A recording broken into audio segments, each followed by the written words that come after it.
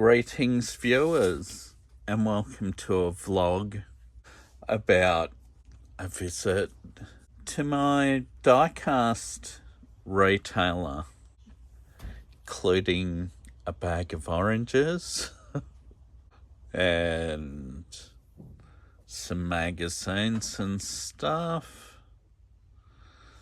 couple of 118s and a 143.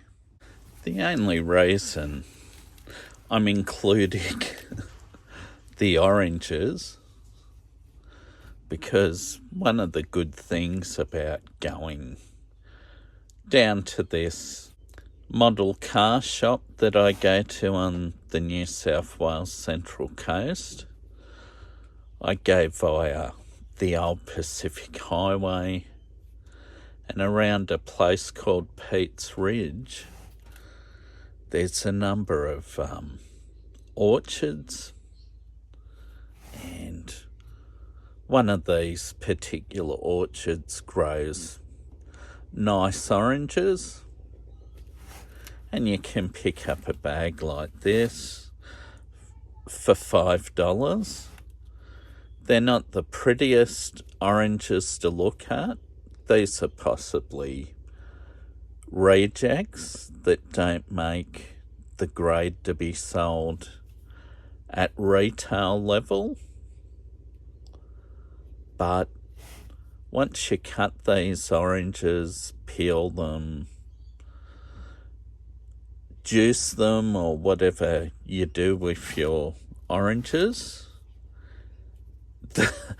whatever the skin texture is, it doesn't matter. They're great oranges, very sweet, juicy. Yeah, and it's one of the other good things about going via the old Pacific Highway, that you can literally take all the way to Sydney from up above Arimba near Gosford, and very, very scenic sort of drive. But once upon a time it was the main way you'd get to Sydney. But anyway, that's the story of the oranges, and if I get down that way, I'll buy some oranges.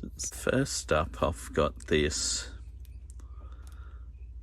model by Ace, distributed by Diecast Distributors Australia. This is a 59 Chevy from the first Mad Max movie. It's one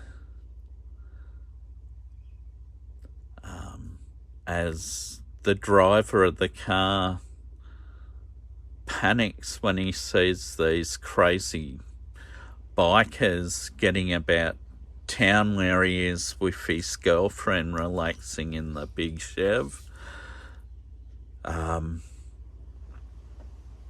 He's decided to take off and almost runs over the leader of the biker gang, Toe Cutter. All the bikers end up chasing him down and destroying his car with meat cleavers and other weapons they have on them. Get him off the road, and yeah. And when the character Max comes to the bloke and his girlfriend, it's an absolute scene of carnage. The old Chevy's just basically torn to bits, destroyed, and the Max is travelling with Jim Goose. When Max and Goose pull up, they see this young bloke running off, wearing no pants, just a a woolen vest, I think, suggesting that the biker gang may have done things to him, perhaps, and his girlfriend's tied up or chained up to the car, and she's still wearing clothing, which suggests she may not have really been of interest to the biker gang. Yeah, but anyway, this is the Chevy. You can also get it in 118, but I wasn't really interested in that. Even though it was nice, I'm happy just to add another 143 from Ace to my collection.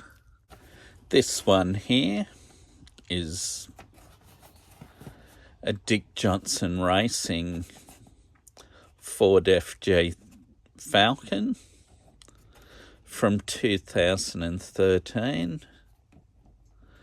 It's the number 12 car of Chas Mostert from the 2013 Sky City Triple Crown. And it's by Apex Replicas in 118 scale.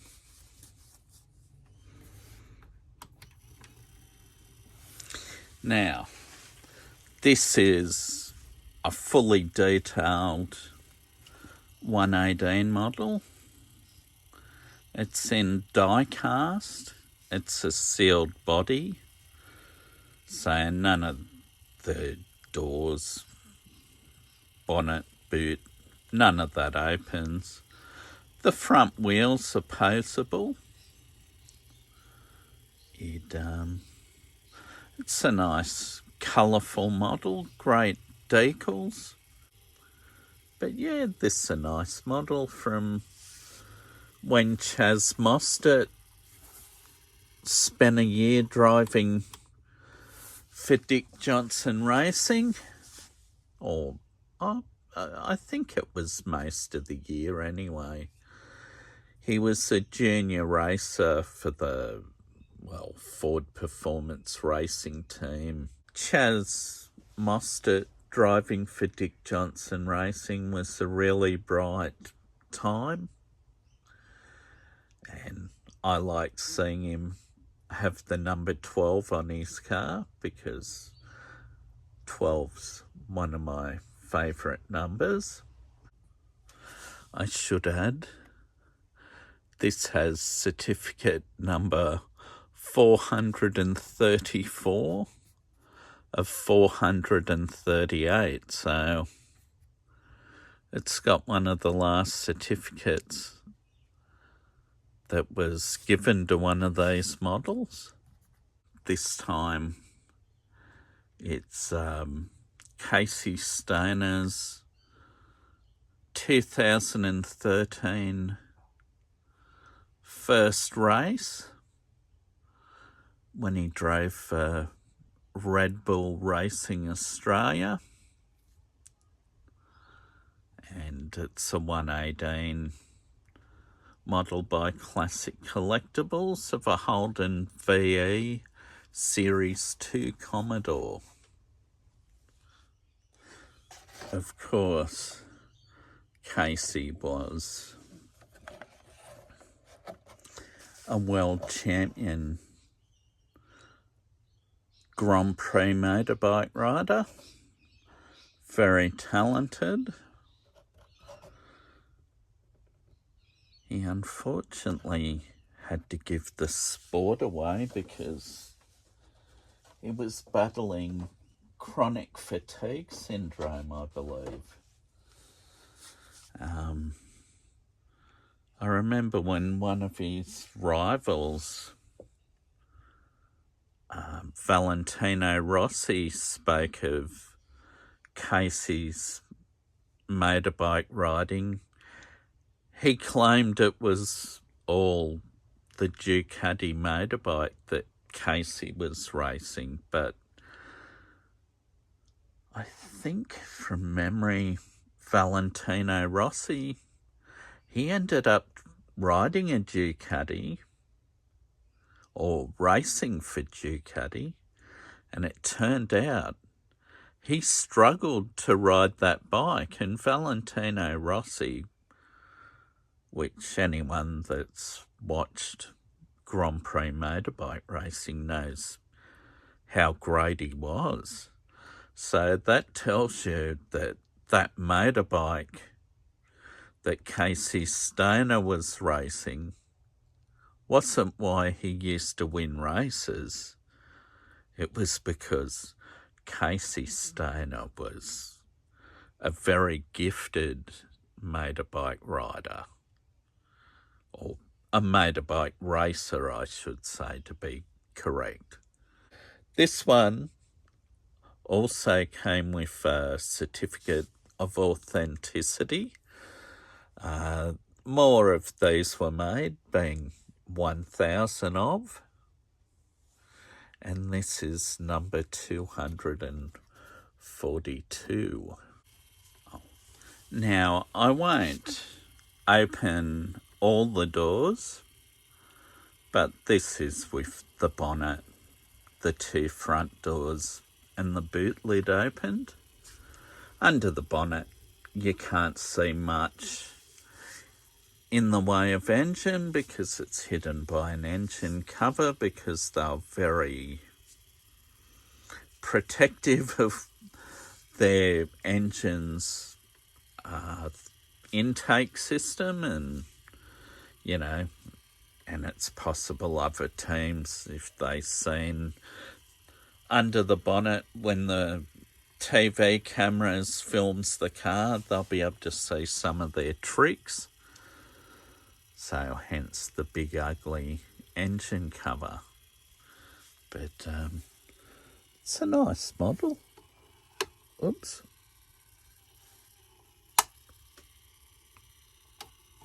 I'll shut all the panels for its next lap.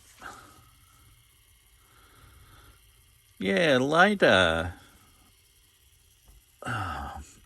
after this model, I've got a 2013 Bathurst winner of Mark Winterbottom and Stephen Richards, and it's a sealed body because that's what Classic Collectibles ended up going with down the track, which is a little bit unfortunate. But yeah, it made the models cheaper, but the quality was cheaper as well. But yes, this is Casey Stoner's V8 supercar that he raced in the feeder series for the supercars. Oh, I forget what they call the series. I think the Dunlop series it was. So yeah, that's Casey Stoner's Red Bull or Triple Eight Racing V8 supercar. Next up is this really beaten up magazine from September 1988, which is pretty interesting. It's got a comparison test between the brand new VN Commodore and Ford's EA Falcon, which had been out since March or April of 1988, from memory. And this magazine's also interesting because of this fellow on the cover and the announcement, shock, Brock's hot Falcon. Yes, because this article was the announcement of Peter Brock building a EA Falcon, modified road car for Modern Motor magazine, sponsored by Mobil Oils, who were his big sponsor at the time. In the background you can see a couple of Lada cars, which Peter was also modifying with his company. So there's an article there, Lada gets brocked.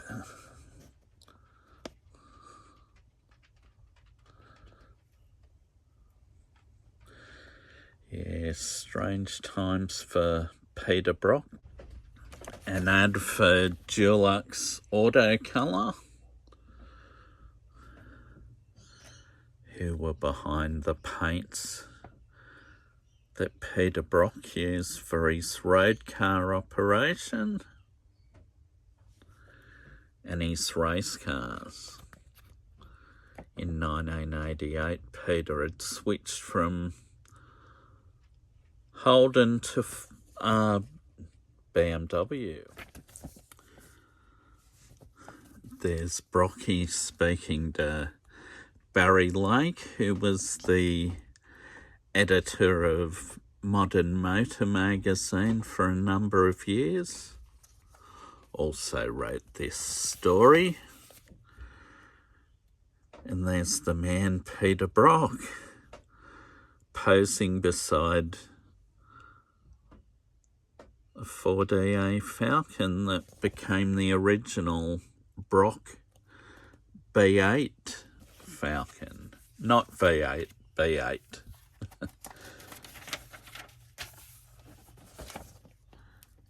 So,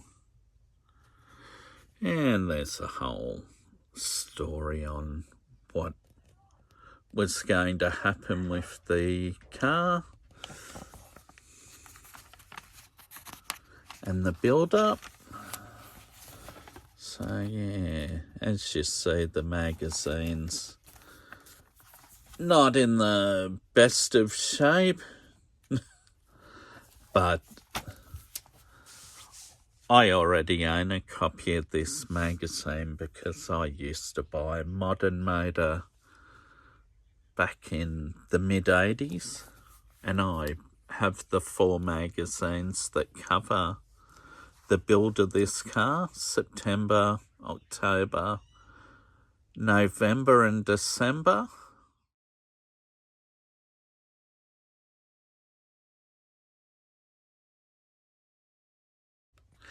Anyway, the reason why I got that magazine, it was just included with this manila folder of stuff that the man that owns the model shop where I go to wanted to sell me, because he knew that I owned a Peter Brock Ford.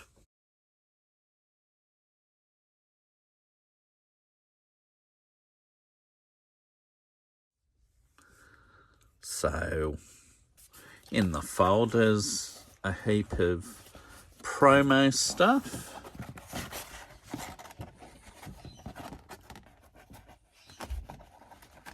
Anyone that tells you there's no such thing as a Peter Brock Ford, or you've never heard of one, well, they are a real thing.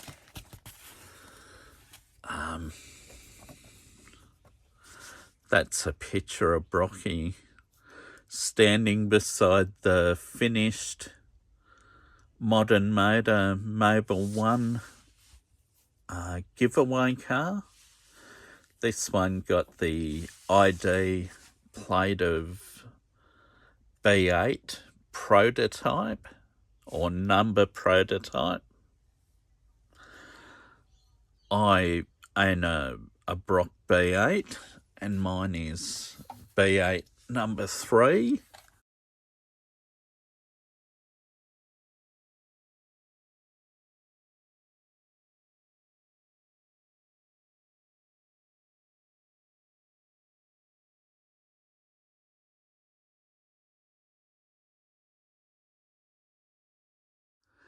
And I believe it was build number 4. Another picture of Brocky proudly standing next to the Ford badge. It's funny, his Ford Sierras that he raced never had Ford badges on them, but of course the Falcon Road cars had to. This one is an executive performance, which was another level of build you could get with your Brock car. It got a boot spoiler from Brock and the 16x7 alloy wheels like my car has. Mine's got a full fiberglass body kit as well, being that mine's a B8. I think that one's, what are they? The Brock SE. That was another model. There was the Brock Fairlane,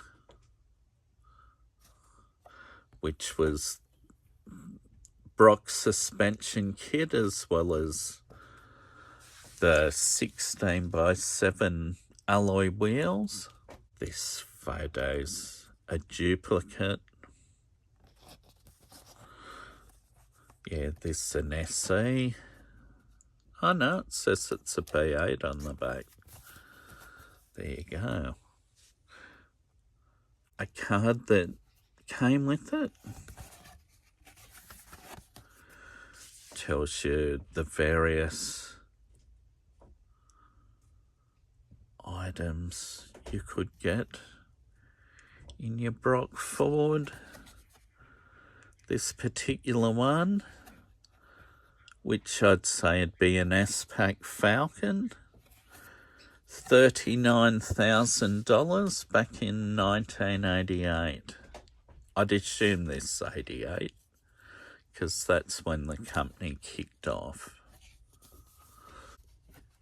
Another shot of the Mobil 1 project car. This one here is showing the VDO cruise control that Brock added to some of the cars. Mine being a Fairmont Gaia, mine got cruise control from the factory. All this paperwork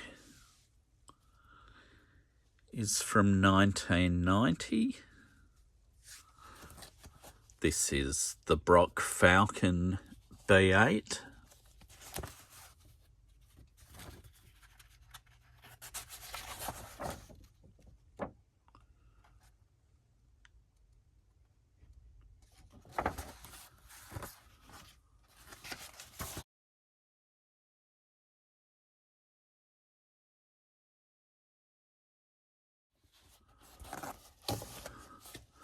The Brock Maverick, which was a Nissan Patrol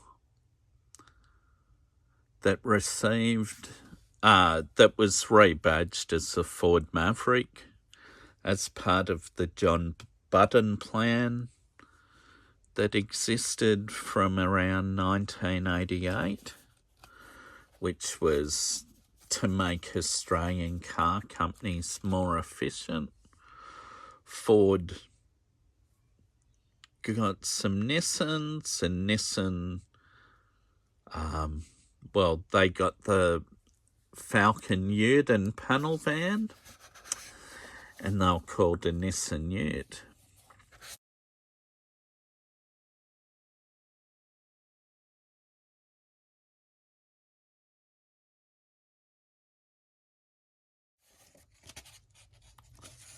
and a bit on the Brock EP series.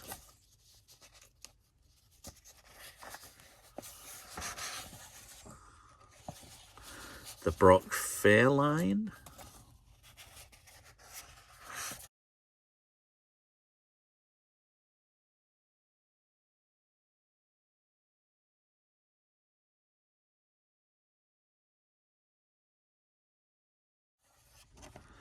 And the Brock Aeroliner, which was the truck that transported the Brock race cars around.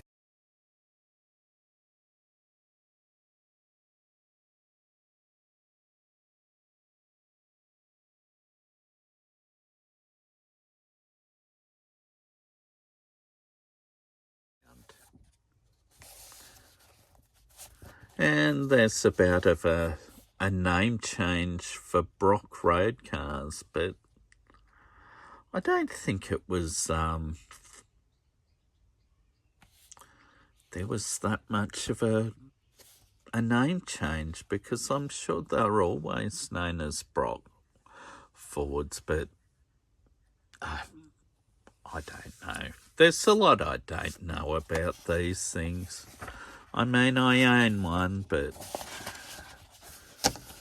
they're a hard car to get information about. Yeah, so this video was, I don't know, sort of an amalgamation of what I picked up at the model shop. And of course the oranges were part of that, going on the journey there. This is sort of a video that comes a bit over a year since I kicked off my whole YouTube video thing. I think August the 18th were the first videos going off what I could see going back. And they were videos that were absolutely terrible. Not that ones I make today, a year later, are that great either. 12 months later, I've got